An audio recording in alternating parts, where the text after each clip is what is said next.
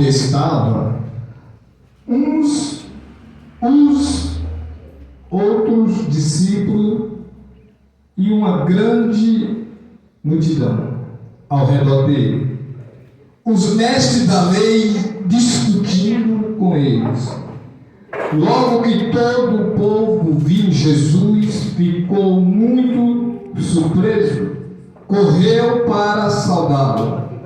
Perguntou Jesus: o que vocês estão discutindo? Glória a Deus. Um homem no meio da multidão respondeu: Mestre, eu te trouxe o meu filho, que está com um espírito que impede de falar. Onde quer que apanhe, joga no chão, ele espuma pela boca, range os dentes e fica regindo. Pedi aos teus discípulos que expulsasse o espírito, mas ele não saiu. Mas não conseguiram. É culto de cura e libertação e autoridade. Obrigado que Deus vai falar conosco. Glória a Deus.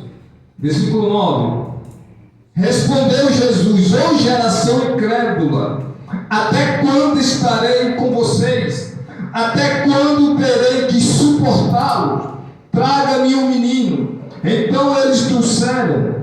Quando o Espírito viu Jesus, imediatamente causou uma confusão no menino. Este caiu no chão e começou a rolar, espumando pela boca. Jesus perguntou ao pai do menino: há quanto tempo ele está assim? Desde a infância, respondeu ele. Muitas vezes esse espírito tem lançado no fogo e na água para matá-lo. Mas se tu pode fazer alguma coisa, tem compaixão de nós, ajuda-nos. Se pode, disse Jesus, tudo é possível àquele que crê. Imediatamente o pai do menino exclamou: creio, ajuda-me, vence a minha incredulidade. Quando Jesus viu que a multidão estava se juntando, ordenou que o deixasse. Ordenou o espírito imundo, dizendo: o espírito imundo, mudo e surdo, eu ordeno que deixe e nunca mais entre nele. O espírito gritou, agitou violentamente e saiu. E o menino ficou, aleluia, como morto, ao ponto de muitos dizerem: ele morreu. Mas Jesus tomou pela mão e levantou, e ele ficou de pé. Amém? Tome seu assento, glorificando a Deus. Prepare o seu coração, que dentro de poucos minutos Deus vai falar conosco. Glória a Deus. Querido, lá em Mateus, no capítulo 10, Jesus escolheu 12 e deu autoridades a ele. Os evangelhos de Marcos e Lucas também contam a mesma passagem. Glória a Deus. Mas o que chama a atenção aqui é que a história fala sobre esse jovem lunático. O que chama a atenção é que os discípulos estão numa discussão com... Tem Bíblia que relata que é escrito. A minha relata que é doutores da lei, mestres da lei. Só que eles estão em uma disputa para saber quem tem a razão. Por quê? Porque eles estão diante de um problema e nenhum consegue resolver. Só, meu pastor Abraão, que quem entende o seu chamado não disputa com o outro. Se você entende, se você tem conhecimento, se você tem a dimensão do teu chamado, não precisa, irmão, você está disputando com o outro irmão.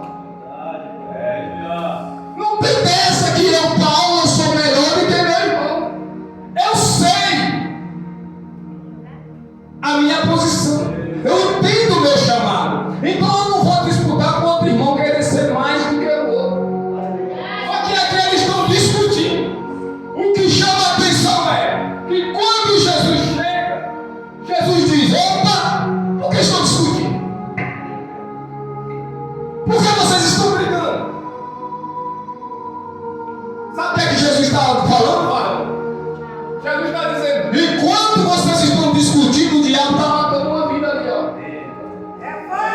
repetir isso aqui. Jesus está dizendo em outras palavras: enquanto vocês estão discutindo, o diabo está acabando com a vida, o diabo está destruindo família, o diabo está matando esse menino. Por quê, irmão? Porque discutir não resolve o problema. É por isso que Jesus diz: por que estão discutindo? Porque vocês estão discutindo. Só que os discípulos aqui, os discípulos e os doutores da lei, eles estão focados em quê? No problema. Só que Jesus está focado em quê? Na solução. Hoje tem solução para o teu problema. Hoje tem solução para o teu problema. Por quê? Porque Jesus está preocupado com o teu problema. Ele não quer saber de discussão. Ele está preocupado com o meu problema e com o teu problema, que ele vai resolver nessa noite. Se tem aqui. Glória a Deus. Então, irmão, quem discute não resolve o problema. Isso aqui é lindo, porque quando Jesus chega, já chama a atenção, irmão. Porque discussão não resolve o problema. Aí, a história diz que o pai desse menino, não dá para pregar. O pai do menino vai dizer: mestre, eu trouxe o meu filho para que os teus discípulos expulsassem esse espírito. Olha a situação.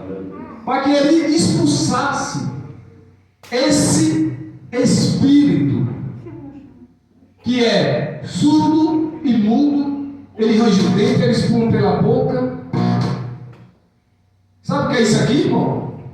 Sabe o que é que o inimigo das nossas almas ele quer? Que a gente fique calado. Ele quer que eu e você sofra calado, irmão.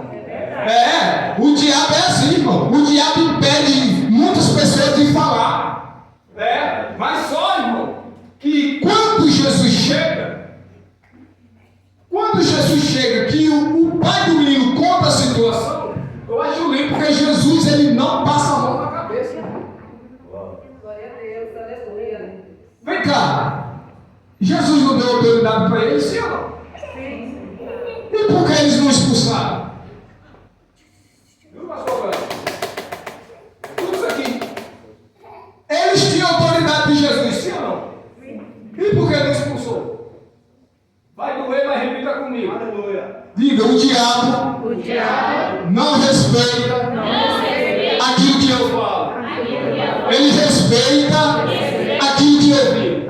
Se você vive Jesus, o diabo respeita, irmão. Não é porque o Paulo fui chamado, não é porque o Paulo só discípulo, mas se eu não viver Jesus, se eu não me consagrar, não jejuar, não orar, não ler a palavra, eu não tenho autoridade.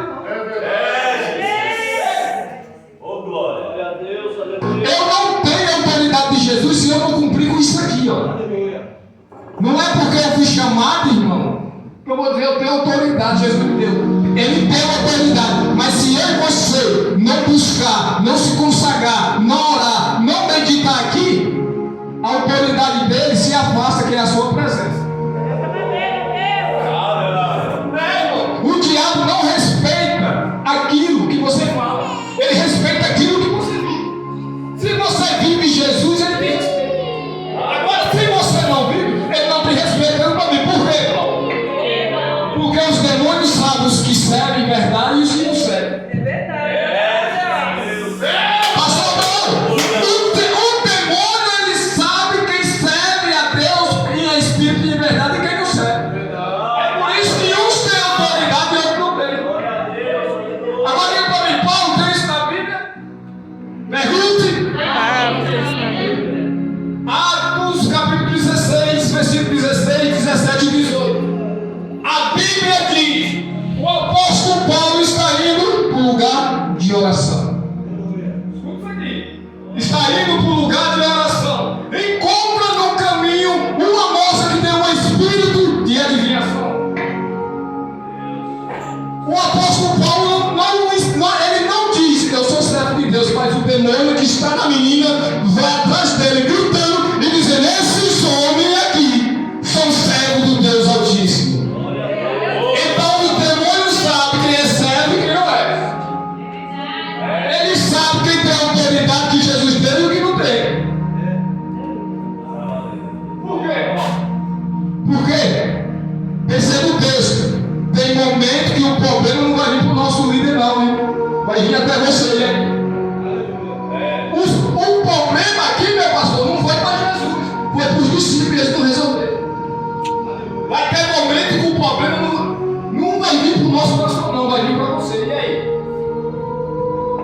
com vergonha? Vai correr com medo do diabo? Cadê a autoridade que você recebeu? Se você está vivendo em Jesus, você tem. Agora, se você não está, você não tem. Porque tem momento que o problema, o presbítero Jesaías, vai vir até a mim e até a você. Irmão. Por quê? Presta atenção nisso aqui. O teu testemunho vai dar autoridade para repreender o diabo. Porque o demônio sai gritando, dizendo: esses homens são servos do Deus Altíssimo. Porque o diabo conhece o meu e o teu testemunho, irmão. O teu testemunho vai dar autoridade para, no nome de Jesus, você colocar ele por terra. Só que para isso, para eu e você ter essa autoridade, nós temos que zelar dele, senão nós perdemos.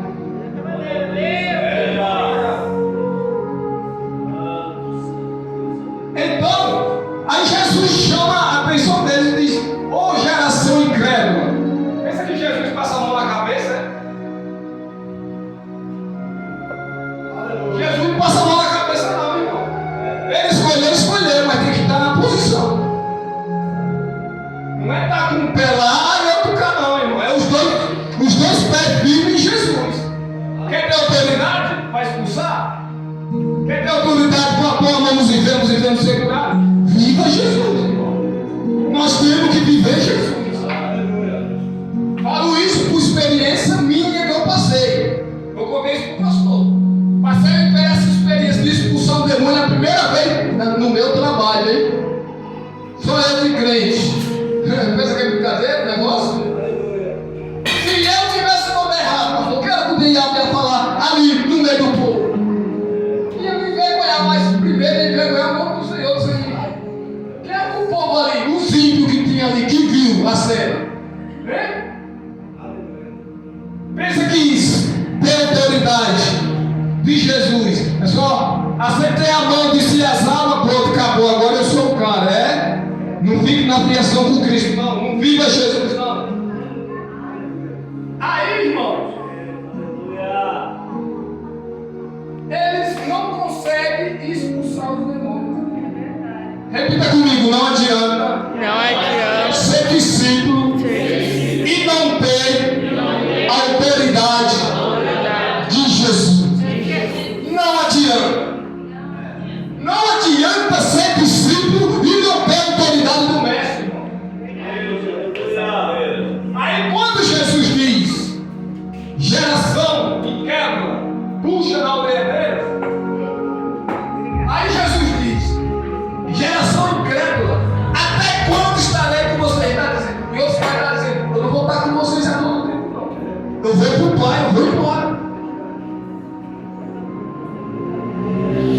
Quando ele fala geração incrédula, ele está dizendo assim: cadê a fé de vocês? Cadê a fé? É por isso, irmão, que nós se consagramos e jejuamos para edificar a nossa vida espiritual. Como você vai ter fé?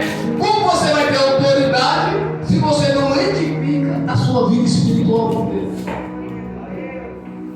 A autoridade, irmão, é a presença. Se você não busca zelar por essa presença, ela se afasta, irmão. E a autoridade, ó, essa autoridade, ela se afastou de Sansão. Sansão achando que era um cara. Lá em Juízes a Bíblia diz que quando os filisteus vêm, fala: isso é besteira, eu vou derrotar eles como da outra vez. Aí a Bíblia diz: mas ele não sabia que a presença do Senhor tinha se afastado dele. Foi escolhido de Deus? Foi. Mas foi andar fora da linha, a presença, a autoridade se afastou.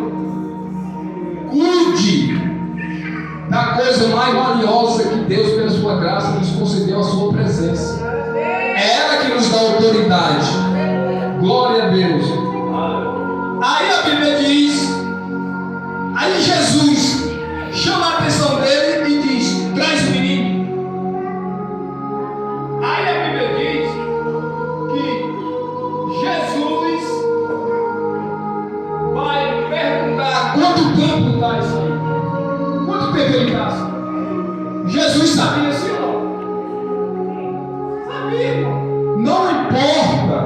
tamanho do grau do seu problema. Leva ele até Jesus. Você tem um Deus na tua vida que te dá autoridade. Você tem um Deus que faz todas as coisas, irmão. É o Deus das causas impossíveis. Não importa o tamanho, não importa o grau do teu problema. Leva ele até Jesus.